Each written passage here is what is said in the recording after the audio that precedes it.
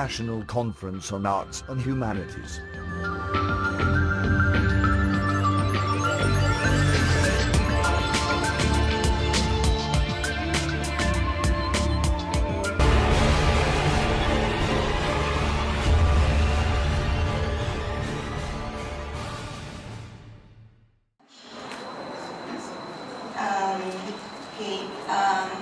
I'm originally from the Philippines, and right now I'm teaching the Filipino language, the national language of the Philippines at University of California in Los Angeles. So in the United States, Filipinos who were former colonials of the US are the second largest Asian population. Filipino Tagalog is the fourth among the 10 most commonly spoken languages at home, excluding English and Spanish. Although this is the case, it is a less commonly taught language among the first-generation Filipino immigrants. The indigenous language and culture have been a source of shame rather than a source of pride. Yet second-generation youth in search of their identity long for their native tongue and culture. With the use of folklore, cultural pride is instilled among these students called heritage learners. Bernardo Carpio, the main protagonist in a popular folklore, is the Filipino legendary strongman whose tale of mythic courage inspired both Jose Rizal, the Philippines' national hero, and Andres Bonifacio, leader of the 1896 revolution against Spain, in the nation's quest for freedom and justice under the oppressive colonial rule. Drawing on the message of freedom quest, the paper will delineate students' reflection and revolution of their cultural identity. With the Bernardo Carpio legend as springboard, students are guided through a process of dialogue, mask-making, and symbolic synthesis, where cultural forms, images, and narratives become dynamic recreations, a composite of one's search for identity and meaningful liberation in their adopted homeland. In this strategy of language teaching, the legend provides a framework for teaching Filipino language and culture, as well as answers the heritage language learners' quest for their roots and identity. So most students enroll in my class because they want to retrieve their cultural identity. And right now they're called heritage learners. So they usually ask, what are my roots? What am I? Who am I? What is my heritage? And Jose Rizal, the Philippines' national hero, became acutely aware of his ethnicity and identity because he was immersed in a foreign culture. Most of his adult life, he was studying in Europe, traveling in the United States, and practicing medicine in Hong Kong and Germany. He articulated Philippine culture through his research on the Philippines in European archives. The following verse is a praise of one's native language, ascribed to Jose Rizal, encapsulates the Filipinos' struggle against colonialism and quest for identity. Ang hindi marunong magmahal sa kanyang salita, mahigit sa hayop at malansang isda. Kaya ang marapat pagyamaning kusa na tulad ng isang tunay na nagpala. In English, this means, one who does not love one's tongue is worse than a beast and putrid fish. What is worthy is to cultivate it freely as by one who is truly beneficent. The Filipino-American experience, I suggest, is no different from Rizal's predicament, for there is language and culture in language. Knowing the native language of one's progenitors is a definite mark and mooring of one's cultural identity. With this in mind, this presentation will describe the use of folklore, indigenous concepts, and the arts in teaching a second language as an effective tool in raising proficiency and cultural knowledge of students in an engaged and involved way, and how such a strategy aligns with the 5 C's of the U.S. National Standards for Foreign Language Learning in the 21st century. Briefly, the 5 C's and their corresponding standards are the following. Communication. So it's there, I'm not going to read that anymore. So this is the 5 C's, so it's communication, communities, cultures, comparisons, and connections. And there are standards pertaining to each one of this one. Next slide, please.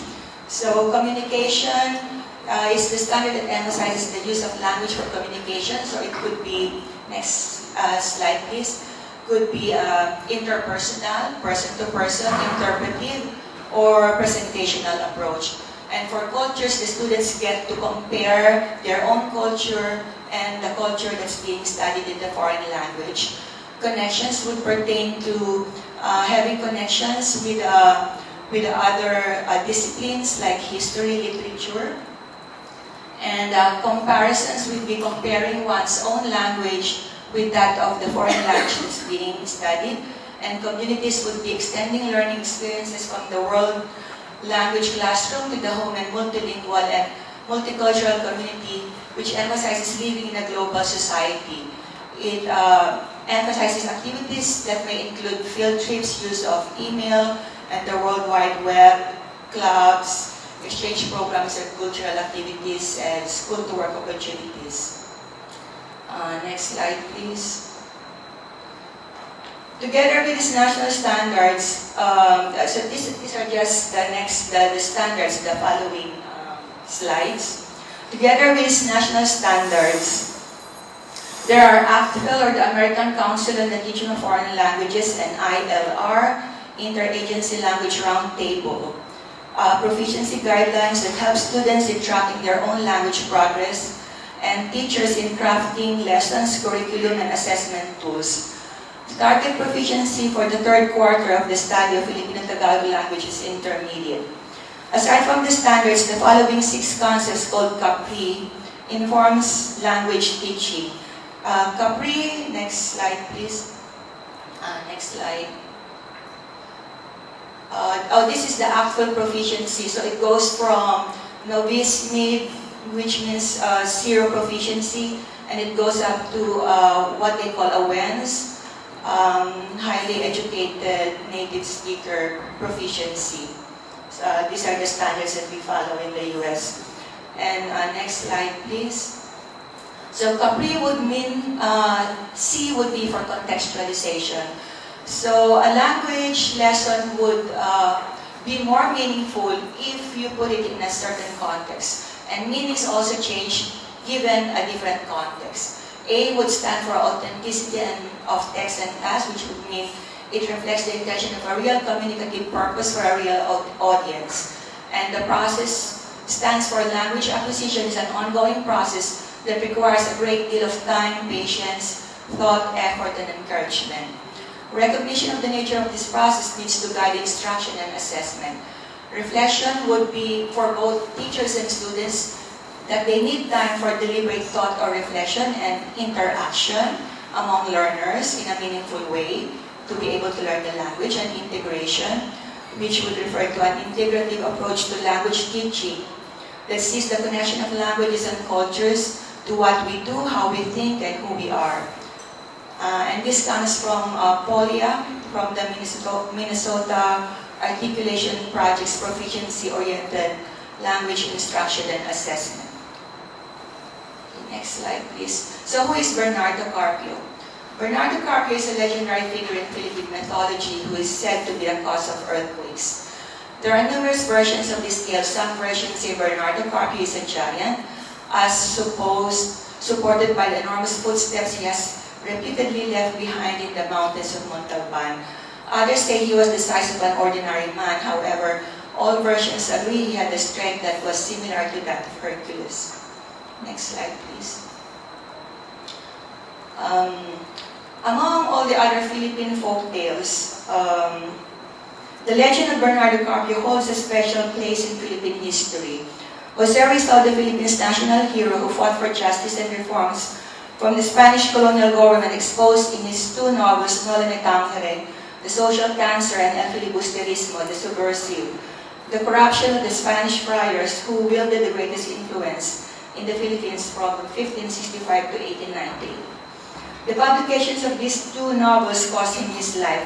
He was shot by firing squad in 1896 at Bagumbayan, now popularly known as Luneta. Rizal immortalized the whole of the legend in the minds of the Filipino people in the sequel El Filibusterismo, The Subversive. The scene below is taken from chapter 5, Acochero's Christmas Eve.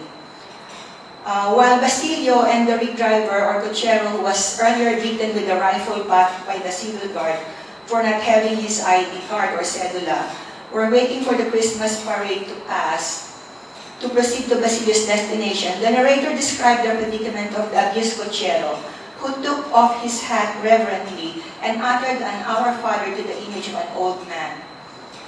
The narrator disclosed to the readers later that the venerable old saint was actually Methuselah, the equivalent of Santa Claus. In the time of the saints, thought the cochero, surely there were no civil guards because one can't live long on blows from rifle butts. Behind the great old man came the three Magian kings on ponies that were capering about, especially that of the Negro Melchor, which seemed to be about to trample its companions. Then, observing that the Negro wore a crown and was a king, like the other two, the Spaniards, his thoughts naturally turned to the king of the Indians. Do you know, sir, if his right foot is loose yet? Basilio had him repeat the question, whose right foot? The kings, whispered the cochero mysteriously. What kings? Our kings, the king of the Indians. The Indians in the country places preserve the legend that their king, imprisoned and chained in the cave of San Mateo, will come someday to free them. Every 100 years he breaks one of his chains so that he now has his hands and his left foot loose. Only the right foot remains bound. This king causes the earthquakes when he struggles to steer or steers himself. When he gets his right foot loose, muttered the cochero, I'll give him my horses and offer him my services even to death, for he'll free us from the civil guard. With a melancholy gaze, he watched the three kings move on. No, there couldn't have been any civil guards, decided the cochero, secretly envying those fortunate times, because if there had been that Negro who is cutting up such capers, beside those two Spaniards, Gaspar and Baltasar would have gone to jail. On the other hand, Andres Bonifacio, the founder and leader of the 1896 revolution against Spain, had searched for the cave of Bernardo during the Holy Week of April 1895, and on Good Friday, with a piece of charcoal, wrote on its walls the words, Long live Philippine independence, in Tagalog, mabuhay ang kalayaan ng Pilipinas. As though launching the revolution to free the Filipino people. According to Eleto, he hinged his separatist ideas on this popular mindset to enable the masses to realize the meaning of nationalism and separatism through the mediation of the familiar song and the passion of Christ. So why use folklore in language teaching? As was mentioned earlier, students enroll in the class to know their roots and claim their past. Since language serves as a container for a people's past, present, and can help shape and chart their future, the dialogue involved between the elders in the Filipino community and the language students at UCLA was a most appropriate way to pass on indigenous knowledge and wisdom to instill pride among the youth and encourage positive ethnic identification as Filipinos. On the one hand, the elders feel displaced and of no use, like full-grown trees transplanted onto a new soil, except to take care of grandchildren, to allow parents to take on 2 or 3 jobs to support the family. There's a common perception that Phil-Am grandchildren have no respect for their elders because they do not speak the language, especially Tagalog Filipino, where the use of the respect particle po or ho is expected of young people addressing elders. The youth, on the other hand, feel confused. In school, they are taught the virtue of individualism and survival of the fittest. The culture from the homeland, where the elders were nurtured and socialized, emphasized kapwa and pakikisama. The first refers to the self in the other or fellow human being, and the second cultural trait refers to going with the flow to maintain harmony. The parents may have valid reasons for not using their indigenous language to communicate to their children. They may have suffered discrimination because of the color of their skin, their different accent, and for some, the inability to speak English. Broadly speaking, the elders are whitewashed or imbued with colonial mentality, where everything coming from the States is superior to one's own culture due to the colonial education and environment obtaining in the home country, wrought by more than 350 years of Spanish colonization and 50 years of American benevolent assimilation, and the presence of Western media, specifically Hollywood. All this have a devastating effect on mental health, identity, and self-esteem. Because of this, Filipinos denigrate themselves as not white enough, not good enough, not Asian enough, mistaken for Hispanics because of their Spanish names, always falling short of the ideal Western standard. To put the language learning in context, an Autumn Filipino language It's a less commonly taught language in the United States, and on U.S.-Philippine relations is in order. Filipino became the national language of the Philippines as mandated by the Philippine Constitution of 1987. It is a vital language with contributions from Tagalog and 80 or more different extant languages in the Philippines, as well as from foreign tongues, particularly Spanish and English, which were the languages of its colonizers. Spain and the US, it uses the English alphabet, thus the Tagalog letter NG and the Spanish letter ñ. The present alphabet mirrors in brief the history of the archipelago, that is 350 years under Spain and 50 years under the US, or what we call 350 years in the convent and 50 years of Hollywood.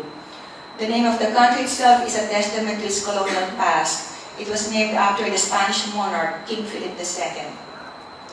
Tagalog, on the other hand, is one of the 8 major languages of the Philippines out of the 80 or more. It is Malayo-Polynesian in origin and belongs to the Indonesian subfamily of the Austronesian family of languages. Before Spanish colonial times, it uses its own syllabary called the Baybayin, which has 3 vowels and 14 consonants. With the colonization of the Spaniards, Roman letters supplanted the Tagalog syllabary. In 1898, Spain ceded the Philippines to the US for $20 million. Thus began the American occupation of the Philippines and the export of Filipino cheap labor to the US. To prevent the influx of Filipino laborers who were seen as a threat to American labor, during the Great Depression in the 30s, the Tydings-McDuffie Act was provided for the inauguration of the Philippine Commonwealth under the US of America.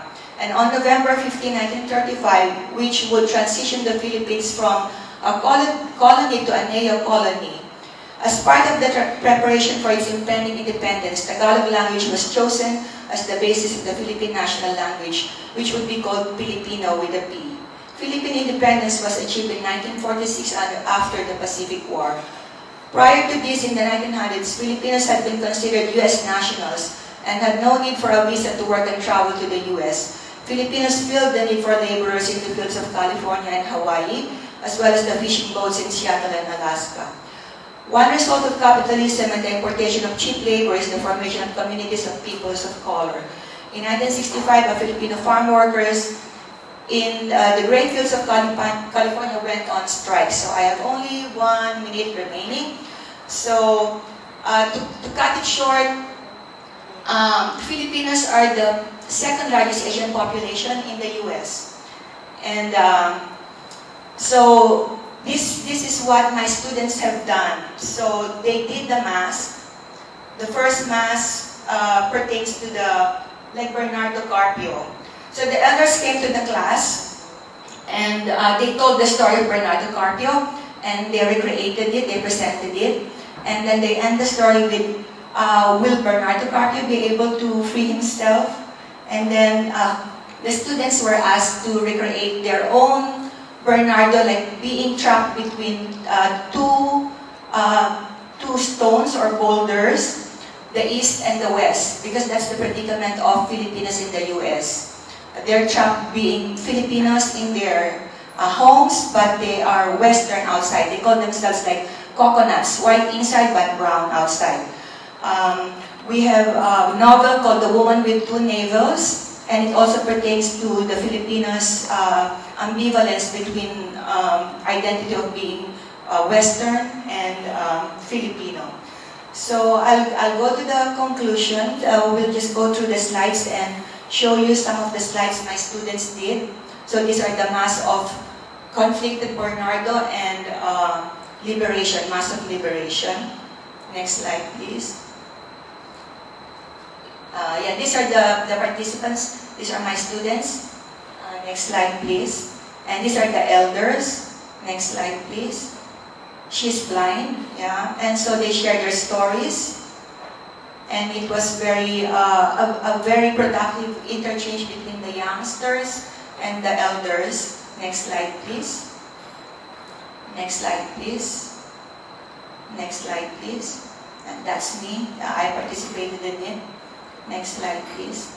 So what are the benefits of using folklore? 1 minute? Yeah, okay. Thank you. Facebook, We posted this in Facebook.